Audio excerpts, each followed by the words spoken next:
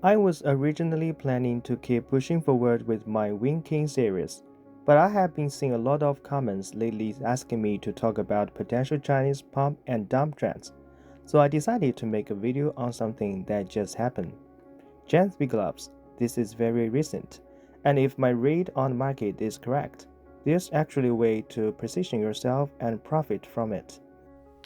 On March 12th, Beijing time, the day that hand terminal was released, something much more important happened for investors. The recall case was moved into the real drop pool. That means Gen 3 gloves have become rather than Gen 2, cause Revolution case is still dropping normally. If you watched my previous video, you will understand the generation split between gloves. Gen 1 gloves come from the Hydra and glove case. Gen 2 come from Clutch and Revolution, and Gen 3 comes from cases like Snakebite and Broken Fawn. That, in my opinion, was the real signal. I personally went in and purchased the moderate position in minimal wear Gen 3 gloves on that day, because I understood what that meant. And looking at the chart now, those positions delivered exactly what you'd expect.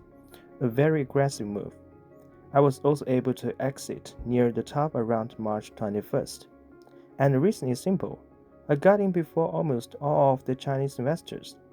By the time most bombs groups started calling the play around March 15th, their members were still locked in the 7-day trade cooldown.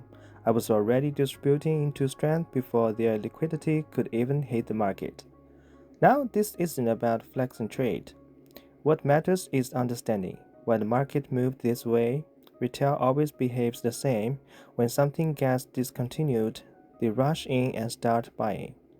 Then once top-tier manipulators react, they and their core members compete with retail for supply, which pushes the price even higher.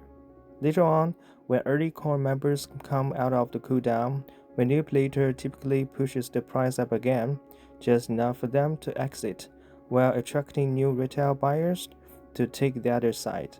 But here's the important part. This doesn't mean Gen 3 gloves are just a pump and dump trap. In fact, it's the opposite.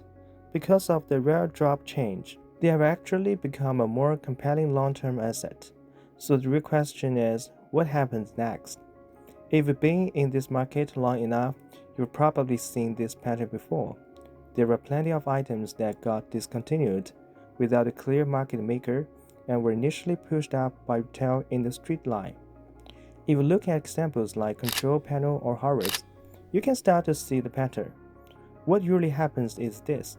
Profit taking from early entrants starts pushing the price down. The manipulator will let the price drop until it's low enough to accumulate, then push for a second rebound, followed by whatever comes next, usually driven by whoever is actually controlling the supply. That said, I'm not particularly bullish on Horus. The price was pushed too high by retail, and too many people are convinced it's the must hold. That makes future pumps extremely capital intensive.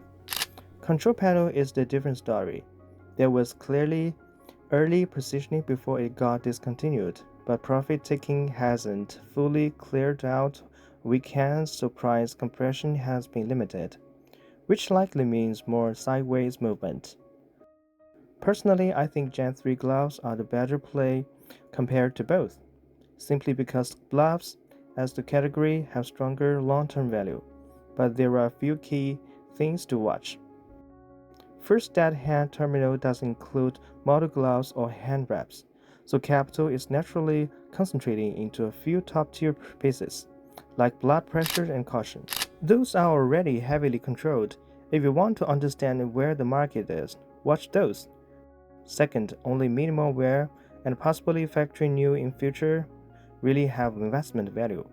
The supply of treat-up materials for Gen 3 gloves is significantly larger than Gen 1, so most wear tiers can be produced at scale. These two are the exception, but even then, I don't think this becomes a full category play. More likely focus on a few specific gloves rather than everything, because treat-ups here are simply too easy. Third, from the user demand perspective, items like Slingshot and Nox are more like market beta. Their prices mostly move with the overall market. They are not ideal for investment. It's similar to the relationship between Crimson Kimono and Crimson Wave before. And because these were heavily owned by players before discontinuation, any pump mainly benefits existing holders. And if you are not confident about the next phase, there's a simple approach. Treat it like Control or Horus. Wait for a second rebound and use that strength to exit. Lock in profits and reduce risk. Everything I have shared here is just my personal rate of the market. There are no guarantees. It's the big need to manage your risk accordingly. If you have any questions, feel free to leave them in the comments. And don't forget to like and subscribe.